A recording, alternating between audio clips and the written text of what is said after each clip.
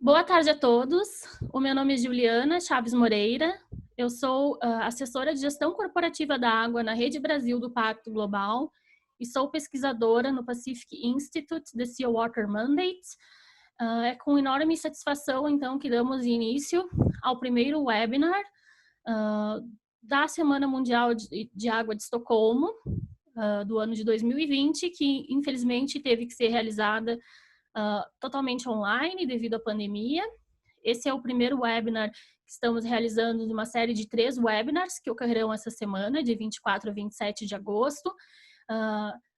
Este ano, a Rede Brasil do Pacto Global, em parceria com o The Sea Water Mandate, o 2030 Water Resources Group e a Sanasa Campinas, está organizando o webinar Building Resilience at All Levels, from Local to National.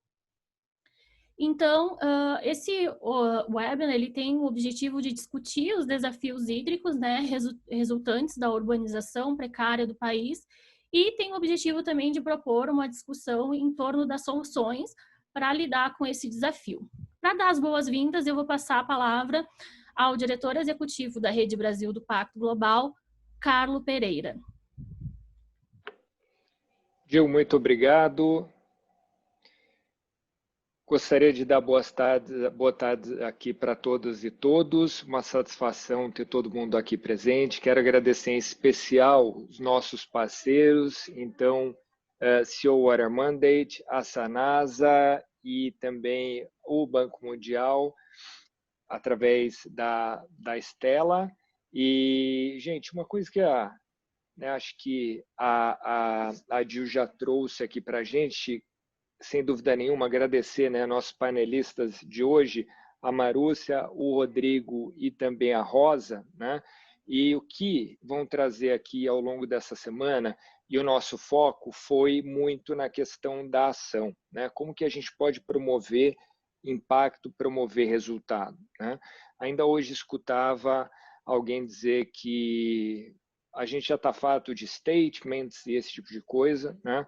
Então, o que eu acho que a gente precisa, e ainda por cima pensando em Agenda 2030, né, Agenda dos ODS, Objetivo de Desenvolvimento Sustentável, onde está ali no ODS 6, e não só a água e saneamento, estão espalhados em vários ODS, mas tem ali um ODS específico ali para a gente não esquecer, sem dúvida nenhuma, mas o que a gente precisa é, no que a gente chama agora de década de ação, é, de fato, ação, né? Então, a gente precisa trazer resultado, precisamos dar escala àquelas iniciativas que já têm se mostrado bem-sucedida, precisamos trazer inovação para onde a gente puder, né? Então, por isso, eu fico bastante feliz com os temas que a gente vai tratar, né? Para que a gente consiga, de fato, entender como que a gente vai fazer para agir, tanto do lado, né, de construir resiliência, tanto do lado de a gente diminuir o que a gente mitigar os nossos danos, né, com relação à natureza especificamente e como um todo, e a água especificamente.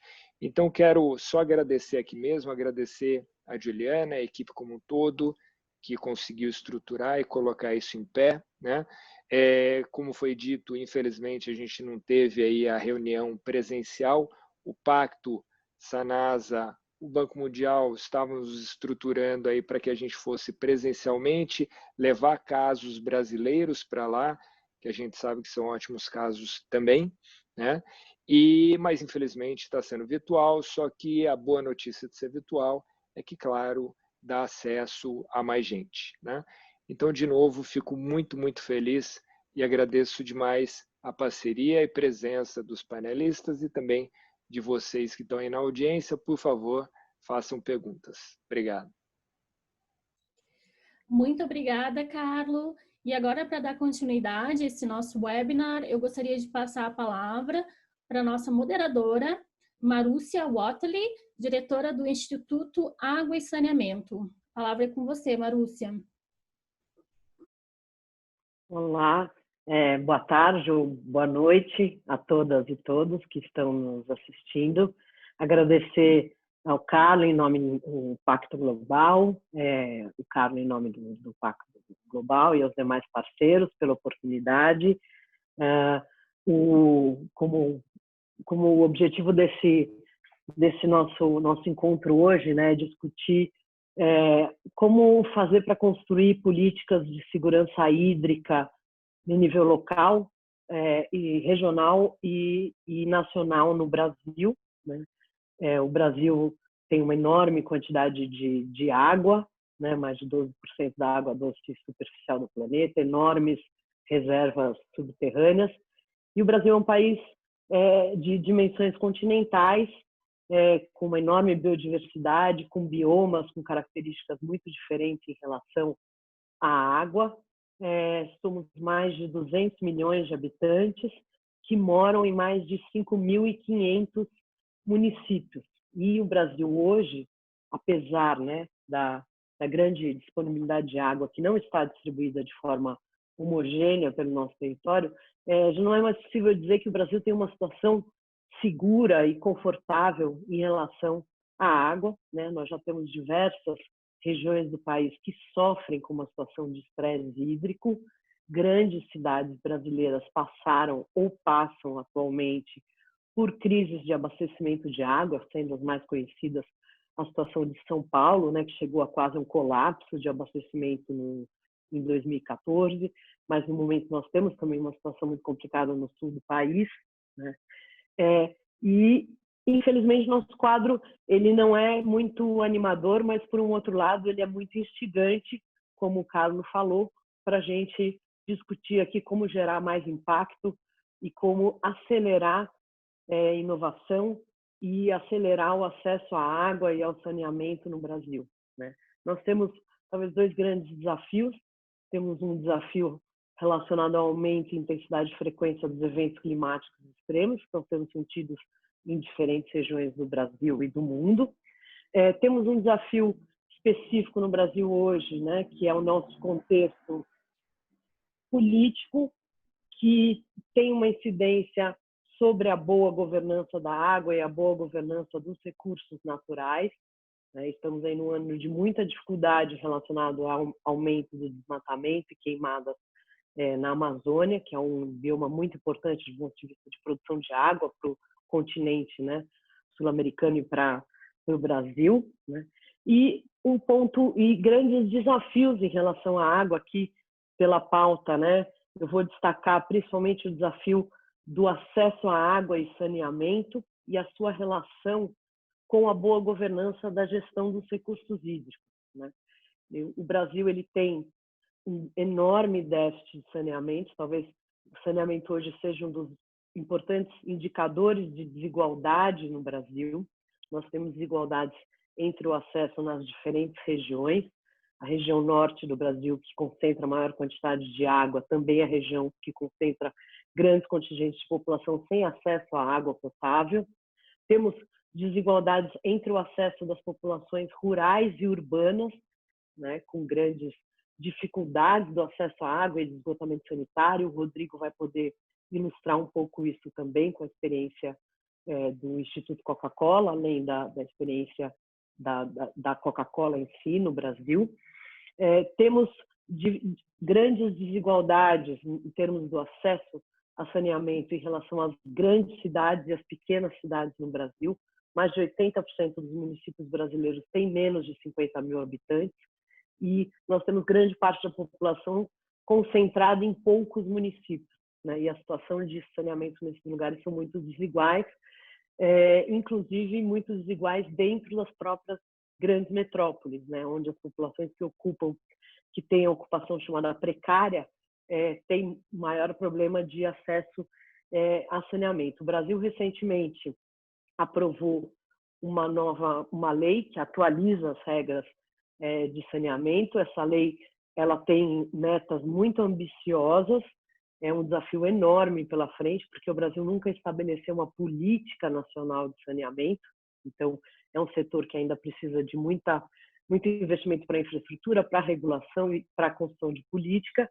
E essa lei, infelizmente, ela não avança em algo que é muito importante, que é em conectar com a segurança hídrica como um todo. E aqui, segurança hídrica como um todo, eu me aproximo do conceito da ONU Água 2013, né? Que seria a segurança hídrica garantindo água em quantidade para todas as pessoas, proteção das pessoas em ter água em quantidade e qualidade, proteção das pessoas em relação à poluição, proteção das pessoas em relação aos desastres naturais e climáticos, proteção dos ecossistemas e garantia de clima, de resolução de conflito e paz. E aí eu vou passar já a palavra para o Rodrigo Brito, que é gerente da Coca-Cola Brasil, e o Rodrigo vai poder contar um pouco da experiência por parte de uma grande empresa que tem como principal insumo a água, né, os desafios na construção de segurança hídrica. E eu vou pedir para o Rodrigo também contar um pouco da experiência do Instituto Coca-Cola, que tem feito um importante trabalho de garantir acesso à água para as populações rurais. E depois eu vou apresentar a professora Rosa Formiga.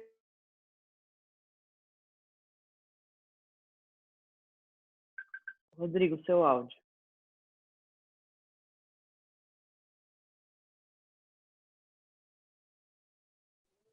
Vocês estão me ouvindo? Sim. Alô? Sim, estamos te ouvindo. Tá, deixa eu agora colocar que sumiu a tela do...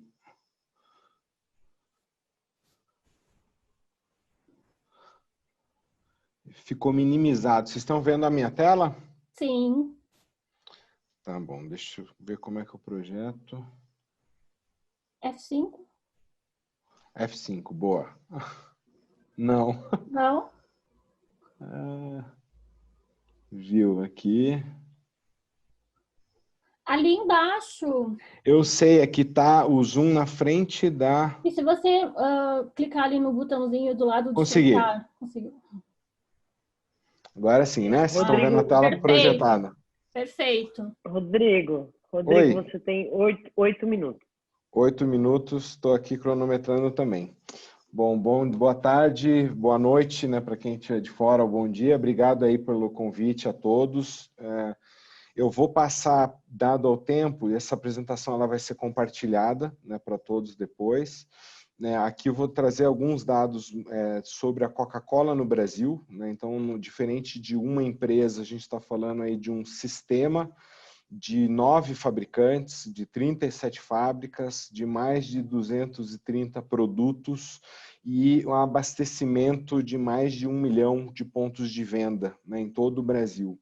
Né? E a nossa matéria-prima essencial, principal para tudo isso é água. Né? Então, a gente está falando aí de um uso intensivo desse recurso e uma trajetória, né, que vem, depois eu acho que a Marúcia passou aqui, mas assim, todos os desafios que a gente conhece relacionado à água, né, pelo viés social, ambiental, de distribuição, de qualidade, mas a gente tem trabalhado esse tema de água na Coca-Cola e aí o sistema Coca-Cola, fabricantes, Coca-Cola Brasil, Instituto e Coca-Cola Global, em 3 grandes pilares.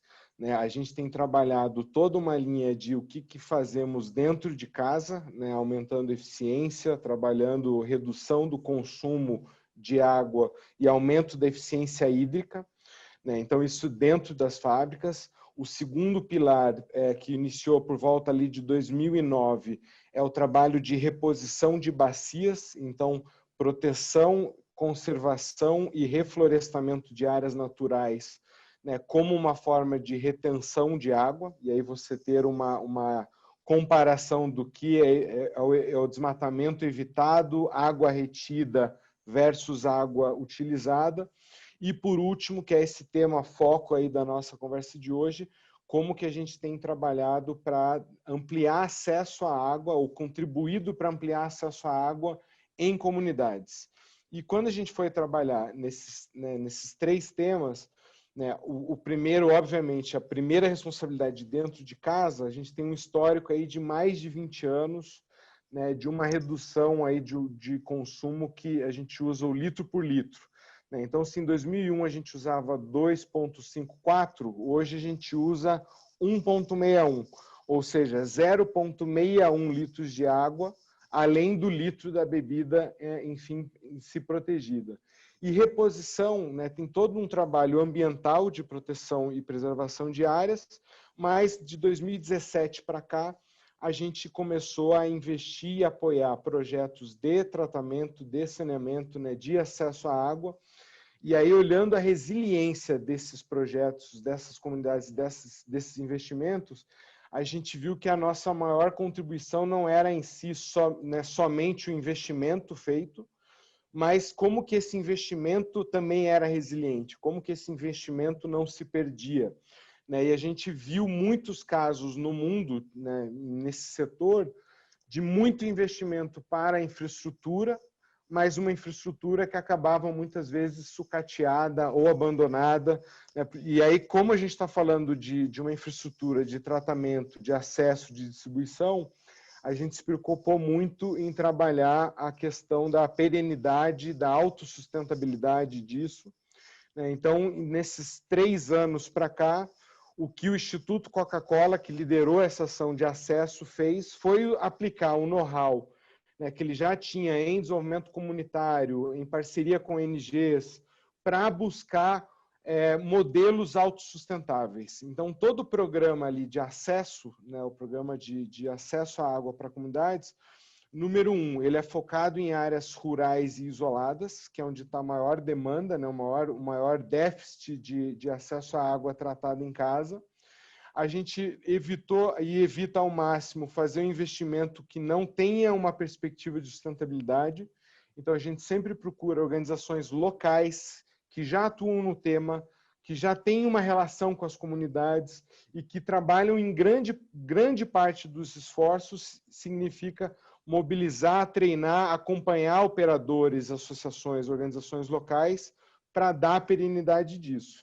Mas isso, enfim, nesses 3 anos que completou em 2020, o programa de acesso, a gente chegou aí a 349 comunidades, isso 3 tipos de investimento, ou construindo sistemas, ou reformando sistemas que estavam abandonados e parados, ou treinando associações, né, operadores e comunidades para operar esses sistemas. Isso chegou aí a 110 mil pessoas, e acho que aí é um tema que a gente vai discutir para frente, que é como é que a gente dá escala a isso. Né? Então, toda empresa sozinha tem um limite de investimento. Né? Ela tem uma e a Coca-Cola não investe só nisso. Né? A gente, como empresa, investe muito no tema de reciclagem, no tema de diversidade, no tema de empregabilidade juvenil. Então, acho que o nosso desafio, né, e a nossa visão de futuro é como é que a gente traz mais atores, como é que a gente traz governos, né, enfim, e um modelo mais coletivo, enfim, para o próprio tema ganhar força, ganhar atração. Porque a gente acredita que quando um tema ganha atração, tem modelos, tem casos bem-sucedidos, ele acaba atraindo o olhar, enfim, o investimento, né, a atenção de outros atores que podem contribuir nesse tema. Então, por último, eu estou aqui acompanhando o meu cronômetro, vou colocar um pouco do que a gente quer para frente, né, do que a gente visualiza para os próximos anos. Então, se no tema de eficiência, né, a gente já tem todo um sistema de fabricantes e fábricas engajados, o que a gente vai investir cada vez mais é influenciar a cadeia, atores externos, fornecedores, e aumentar a setorização e o monitoramento do uso de água em cada área, né, em cada etapa desse processo. No segundo pilar, que é a reposição, hoje a gente tem um investimento muito concentrado na Amazônia, Minas, São Paulo, Espírito Santo, projetos menores, mas a visão de futuro é cada vez mais cada fabricante, cada fábrica, repor na bacia ou na região, né, ou no estado em que está inserido. Então, a gente quer regionalizar e dar relevância local ao programa de reposição, também trabalhando carbono e impacto social. E no tema de acesso, como é que a gente traz mais players, como é que a gente se conecta melhor às estratégias públicas, né, e governamentais, e como que a gente também trabalha, a gente também está vendo isso agora, oportunidades de impactar em acesso no mundo urbano, né, que a gente também, enfim, pode usar a capilaridade, marca e parceiros para contribuir, né, porque hoje o programa todo está mais em áreas rurais. Então, aí, com 15 segundos de sobra, eu agradeço e fico à disposição aí para perguntas e sugestões. Muito obrigada, Rodrigo, pela pontualidade. Parabéns. Desafio, né? Eu vou convidar a professora Rosa Formiga, que é da Universidade Estadual do Rio de Janeiro, para fazer a sua apresentação. Rosa, com você. Você precisa ligar seu microfone. Olá a todos, muito obrigada. Deixa eu só compartilhar a minha apresentação. Está todo mundo enxergando? Ainda não. Não?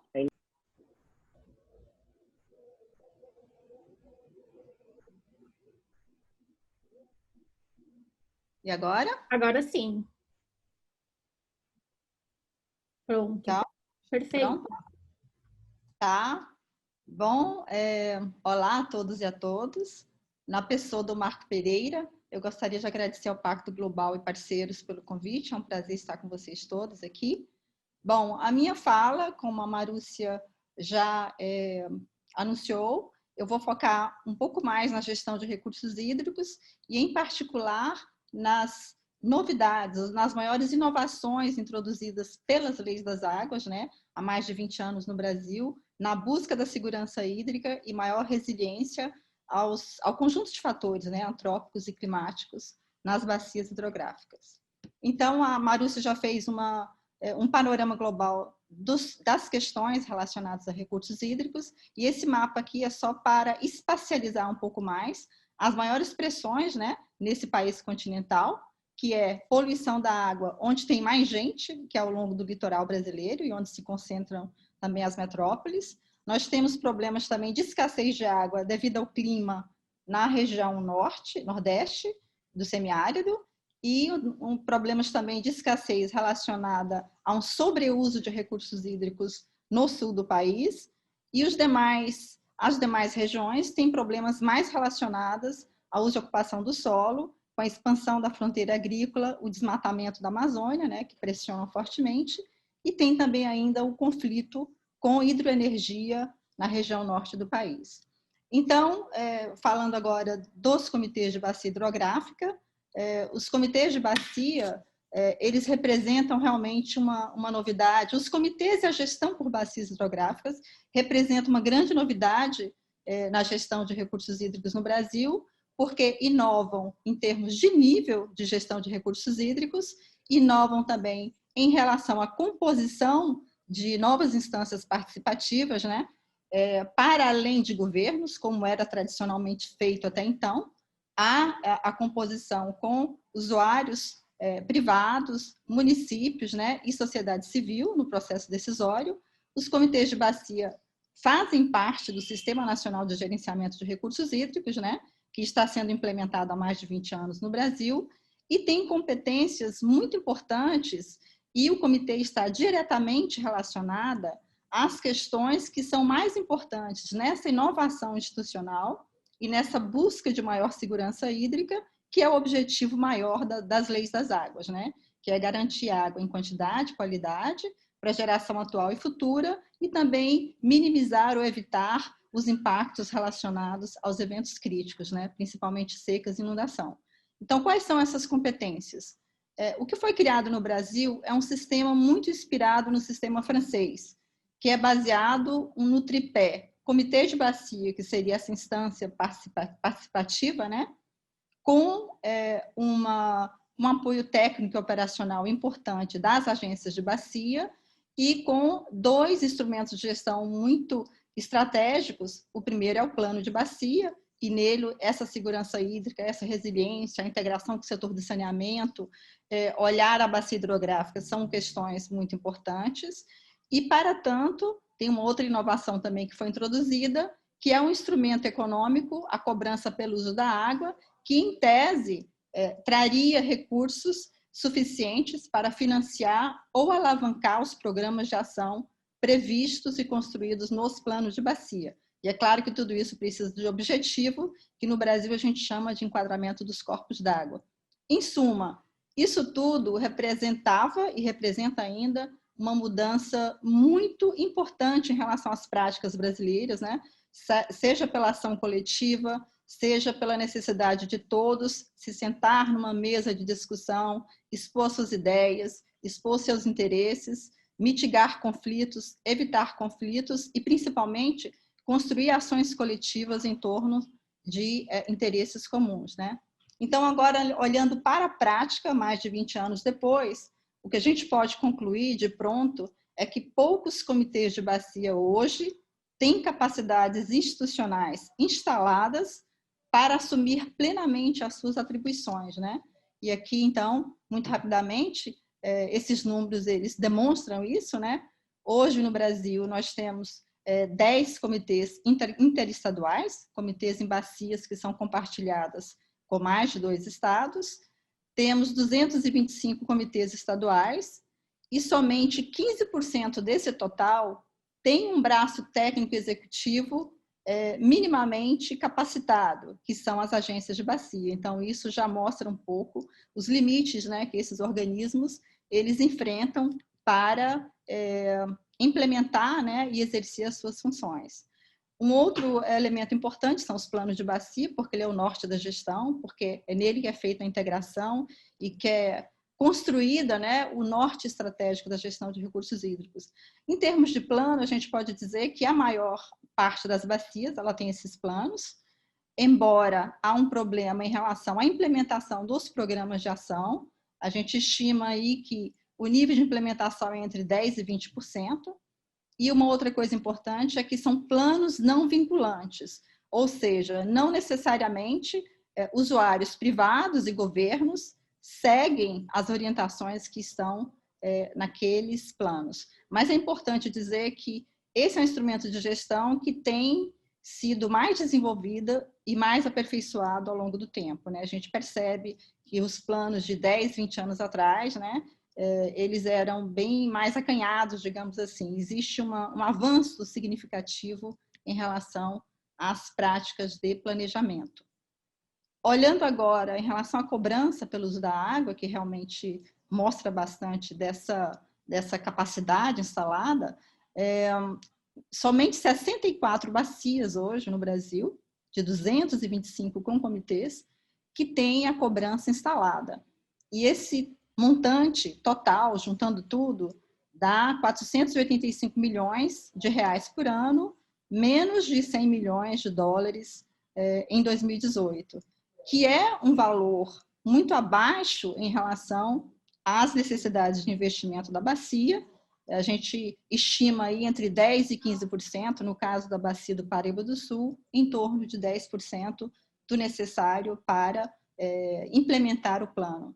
E, além disso, existem outros problemas relacionados à dificuldade de utilizar esses recursos. Então, para concluir, o que a gente pode dizer é que, da experiência que a gente tem dos comitês, construindo planos, aprovando planos, implementando a cobrança juntamente com os órgãos gestores, onde eles estão, né? Como que a gente pode avaliar esse conjunto com mais de 20 anos, às vezes 30 anos de experiência, né?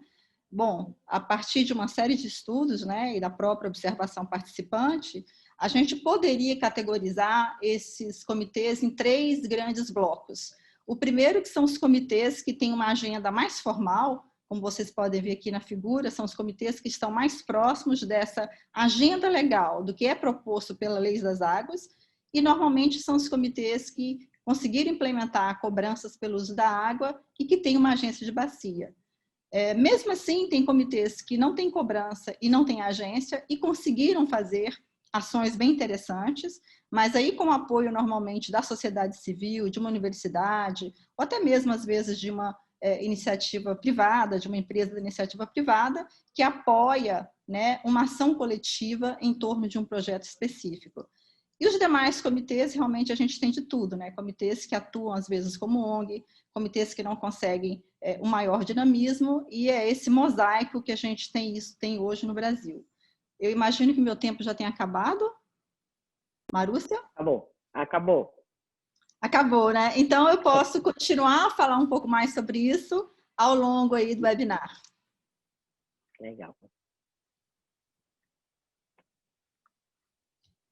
Bom, obrigada, Rosa e Rodrigo, excelentes falas. Eu queria agora, seguindo um pouco na introdução feita pelo Carlos, né, e aproveitando essa provocação que ele trouxe, né, da gente tentar se aproximar mais da ação, né, eu queria pedir para vocês, dentro das suas áreas de atuação, se vocês conseguiriam trazer para a gente alguns exemplos, né, sejam bem-sucedidos ou mal sucedidos, né, mas preferencialmente bem-sucedidos, dessa integração, né, tanto do ponto de vista, Rosa, da gestão da boa governança da água, para garantir, né, a conexão com o saneamento e o acesso à água para as pessoas, e de como transformar essas ações, né, no caso, talvez mais o Rodrigo, em termos de ações da iniciativa privada ou do investimento social privado, no caso do Instituto Coca-Cola, em elevá-las a políticas públicas, ou seja, como a gente avançar em torno de trazer esses bons exemplos para a prática geral no Brasil. Acho que está se alinhando um pouco com algumas perguntas que eu fiz aqui, então eu vou pedir para inverter a ordem agora. A gente começa com a Rosa e depois eu passo para o Rodrigo. Bom, então, muito obrigada pela pergunta. Eu gostaria de citar dois modelos, né, duas experiências para ilustrar essa ação. A primeira é a experiência da região metropolitana do Rio de Janeiro, que nós temos uma situação muito atípica, né? A metrópole do Rio de Janeiro, que tem cerca de 12 milhões de habitantes, ela tem dois grandes sistemas, um que abastece o oeste metropolitano e um outro que abastece o leste metropolitano, né, em torno da Baía de Guanabara. E o oeste metropolitano, ele é abastecido pelas águas do Rio Paraíba do Sul, que são transpostas para o Rio Guandu. Então, o sistema Guandu abastece o oeste metropolitano. E não há universalização de água nessa região, né? O acesso à água aí varia de 98% da cidade do Rio de Janeiro para 76%, dependendo do município da metrópole, né? Quer dizer, é um nível de acesso à água baixo para uma metrópole, principalmente se for a segunda metrópole mais rica do país, né? E por que não há essa universalização? Aí é um problema de capacidade de serviço de água. Há água bruta disponível no sistema Guandu hoje, e já há mais reservas, né, pelo sistema Guandu, para que haja a universalização do acesso à água no oeste metropolitano. Então, isso aí a gente vê como é importante na segurança hídrica que haja um casamento, uma integração entre a gestão de água bruta e entre a gestão de serviços. Tem água bruta disponível, não tem serviço, portanto, insegurança hídrica na ponta para uma parte da população. Quando a gente olha o leste metropolitano, que é abastecido pelo sistema Imunana-Laranjal, que pega Niterói, São Gonçalo, Itaboraí, a gente percebe que a situação é exatamente o contrário. Lá, hoje, existe uma capacidade ociosa do sistema de produção de água potável que não é utilizado plenamente em função da escassez de água bruta, né? Hoje, trata-se 6,2 metros cúbicos por segundo, mas o sistema tem capacidade para tratar 7 metros cúbicos por segundo, mas não tem água para isso, e a demanda atual é de 10 metros cúbicos por segundo. Então, poderia haver uma maior segurança hoje se houvesse mais água bruta, e para o futuro, quando mais cedo melhor, precisaremos de maior capacidade do serviço de água e do sistema de água bruta. Então, a gente percebe o quanto é importante esse casamento água e saneamento, né? Água bruta e saneamento, para que a segurança hídrica ela seja plena na ponta, né? E o Rio de Janeiro é um caso também interessante, porque mesmo onde há água em quantidade, que é no sistema Guandu, há problemas graves de qualidade. E os problemas graves de qualidade, eles são decorrência principalmente do problema de esgotamento sanitário. Então, a integração também, né, pelos problemas, quer dizer, tem uma água disponível, mas o ponto de captação da estação de tratamento de água do Guandu tem problemas graves de qualidade, muito mais graves do que a água que chega no Rio Guandu. que tem mais um minuto. Que tem certa poluição, mas não tem a qualidade tão ruim quanto no ponto de captação, em função de uma série de poluição, principalmente de origem doméstica, né, que chega naquele ponto de captação. E nos 30 segundos que me restam, eu queria dizer que a experiência da Bacia do Rio Paraíba do Sul e como Comitê de Bacia do Rio Paraíba do Sul é uma experiência muito interessante do ponto de vista de ter um nível de gestão adequado para aprender o problema da maneira mais efetiva possível, que nesse caso foi uma crise hídrica provocada pela maior seca da bacia e um conflito e tensões entre os estados de São Paulo e Rio de Janeiro. E a presença do Comitê do Rio Paraíba do Sul e desse Comitê de Bacia, com sua capacidade de apoio técnico operacional e a cobrança pelo uso da água, em parceria com a ANA, foram absolutamente essenciais para mitigar os impactos e para minimizar os conflitos. Depois eu posso falar mais sobre isso. Muito bem, Rosa. Obrigada. Acho que você traz aí um exemplo positivo e negativo, né? E eu pediria tanto para a Rosa e para o Rodrigo darem uma olhada aqui no chat, porque tem algumas perguntas. Rodrigo, você tem 4 minutos para responder essa minha pergunta geral. E aí a gente segue para as considerações finais, onde, se vocês puderem, eu pediria para vocês tentarem passar pelas perguntas que foram feitas, pelo menos um pouco, tá? Vocês vão ter 3 minutos no final, mas vamos lá. Bom, eu vou responder, Marúcia, de uma forma um pouco direta, né? Um pouco até genérica. Ela pode parecer básica, mas eu vejo assim que muitas vezes o básico não é bem feito, né?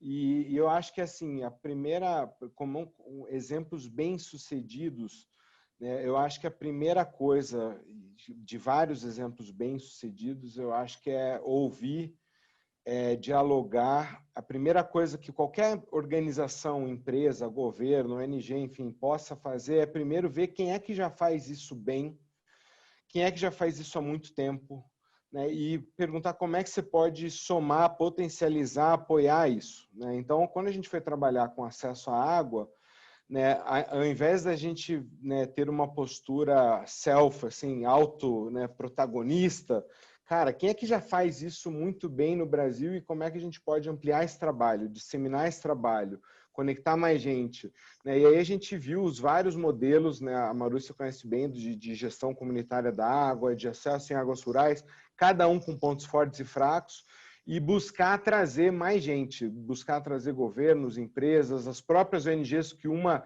orienta, troca, auxilia a outra. Então, acho que essa postura de você somar forças, de uma postura de ouvir e aprender para ver como é que a gente faz juntos melhor, né, de uma visão de potencializar o que já existe, até para pensando na perenidade depois. Eu acho que isso se aplica. Eu acho que tem um caso muito legal, eu vou trazendo dos cases que a gente está envolvido, chama de reciclagem, que é o Reciclar pelo Brasil. Antes, cada empresa tinha o seu programa de reciclagem, de apoio a catadores, né? E hoje você tem uma aliança de empresas que dialoga muito mais forte, mais fluidamente com movimentos sociais, com sociedade civil, com governos. Então, eu acho que você acaba conseguindo influenciar a agenda, gerar uma curva de aprendizado mais eficiente, otimizando o investimento. Então, eu acho que no caso de água, de saneamento, essa mesma prática se aplica. E o caso negativo, eu colocaria todo e qualquer projeto que é muito isolado, que é muito autopromoção, né, que comunica mais do que faz, né? Eu acho muito legal a fala do Carlos de como é que a gente está vendo a ação. Ação com consistência, ação com coerência, ação com investimento de verdade. Acho que todo mundo aí agora com esse papel, né, de pessoa e organização, né, todo mundo agindo como ativista, de certa forma, tem que cobrar de todos os atores, ONGs, empresas, governos, uma coerência aí, principalmente entre o que faz primeiro, para depois ver o que fala. Então, acho muito legal esse alinhamento em torno de ações e ações cada vez mais coletivas. Muito bom, Rodrigo. Você foi bem econômico no seu tempo. Então, acho que passando aqui para as considerações finais, né, a gente vai estender um pouquinho o tempo previsto para finalizar, né? Acho que a gente tem aqui duas visões, né, sobre gestão da água e também a aplicação na prática, né? Gostaria de destacar que foram feitas aqui algumas perguntas. O modelo de governança da água no Brasil, ele é bastante complexo, né? Ele compreende diferentes políticas, né? Diferentes temas. Então, nós temos um Sistema Nacional de Gestão de Recursos Hídricos, mas que não necessariamente anda sempre conectado com o de meio ambiente, muito menos com o de saneamento, e com ainda desafios nacionais, regionais e locais. E fora isso, cada vez mais a urgência de ação em função do aumento e intensidade e frequência dos eventos climáticos extremos. Então, para a gente ir encerrando, eu gostaria de fazer uma provocação final para vocês dois, Rosa e Rodrigo, já agradecendo aqui a todos que participaram, avisando que as perguntas vão ser endereçadas de forma mais organizada para os palestrantes e o pessoal do Pacto Global vai cuidar para essa resposta. Mas fazer uma pergunta assim, do ponto de vista bem prático, se vocês tivessem que elencar algumas, digamos, 2 ou 3 medidas para a gente construir, a partir de agora, considerando o cenário político no Brasil, o cenário de mudanças climáticas e o potencial que vocês apresentaram aqui, o que seriam 2 a 3 medidas fundamentais para a gente avançar na construção de segurança hídrica local, regional e nacional? E eu já aproveito aqui para pedir para vocês tentarem fazer isso em 3 minutos. Tá fácil. Agora, Rodrigo. Bom, eu acho que 3 medidas, falando agora rápido, assim, eu acho que governanças em torno da prática, né, envolvendo a integração de atores públicos, setor privado e sociedade civil, eu acho essencial. Eu acho que quando a gente compara o tema de água e saneamento com outros temas, né, eu trouxe aqui o exemplo da reciclagem, tem negócios inclusivos, você começa a ver que os temas começam a ganhar quase que uma curva de aprendizagem coletiva, né? E eu acho que o tema de água e saneamento ele ficou muito nichado por muito tempo, ele ficou muito de atribuição do setor público, especialistas, né? Eu acho que o positivo do marco, né, da mudança da lei foi o debate, né? Eu acho que isso traz o tema à tona e traz, acho que, mais atores aí para essa mesa. Mas eu acho que é um tema que a própria natureza do recurso hídrico é uma natureza local e regional. Então, eu acho que esses modelos de governança bem estruturados, uma curva de aprendizado em torno da prática, do que funciona, do que não funciona, né? E aí, obviamente, investimento, né, acontecendo público e privado, é o que concretiza ou não essas ações. Mas eu acho que quanto mais a gente tiver aí células locais, regionais, uma massa crítica em torno de boas práticas, melhor a gente consegue ter um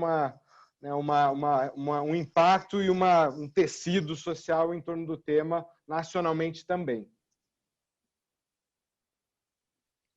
Muito bem, Rodrigo. Rápido, direto. Rosa, você, 3 minutos. 3 minutos para mim, que trato de gestão, é muito mais difícil.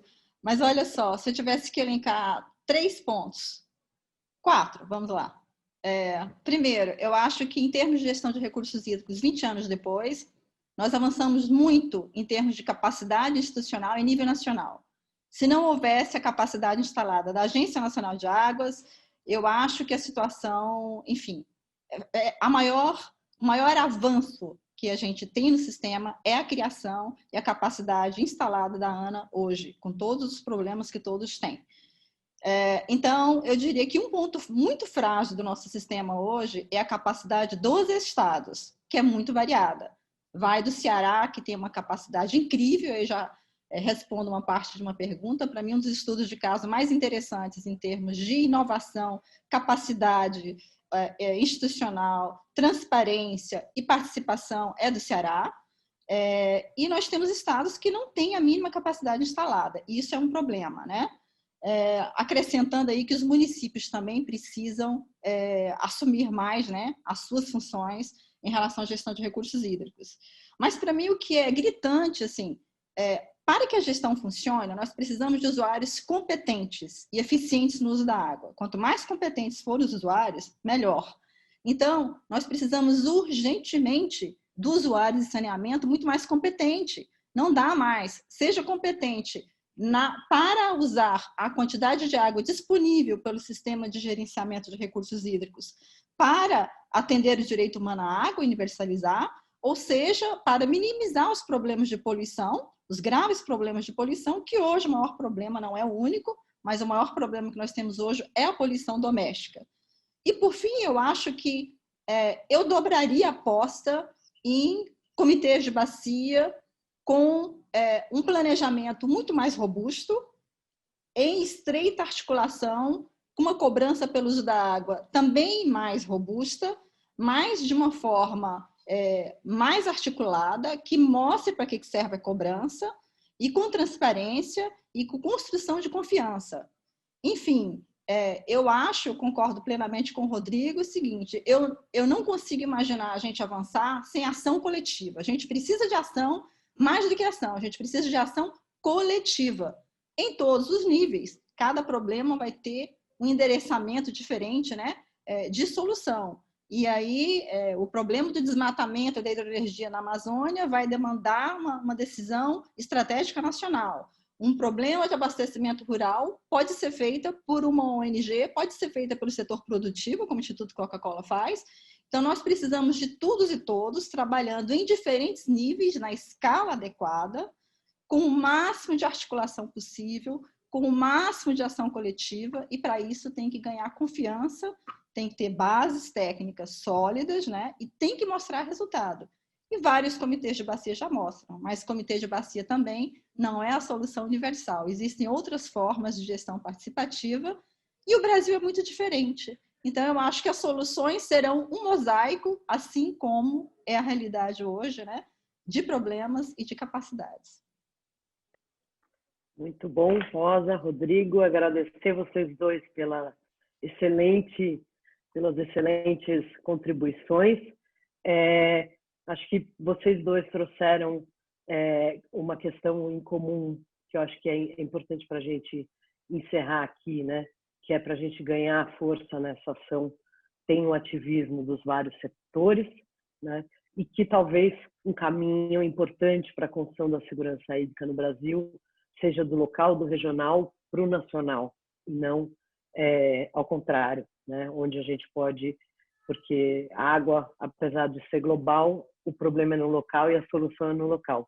Então, eu queria agradecer a participação de todos os que estão aqui nos assistindo, em nome do Pacto Global, em nome dos apoiadores todos, agradecer o convite para poder moderar essa mesa e passo aqui para a Juliana fazer um encerramento. E agradecer Rodrigo e Rosa mais uma vez. Obrigado, pessoal. Obrigado, Marisa. Obrigada, pessoal. Gostaria de agradecer aqui em nome da Rede Brasil do Pacto Global e do Sea Water Mandate pela presença de todos aqui que estiveram conosco. Agradecer também aos palestrantes, a moderação da Marúcia, que foi excelente, conseguimos aí cumprir o nosso tempo. Muito obrigada pelas perguntas também que recebemos via chat. Tentaremos, então, encaminhá-las aos palestrantes que enviarão suas respostas, né, por e-mail.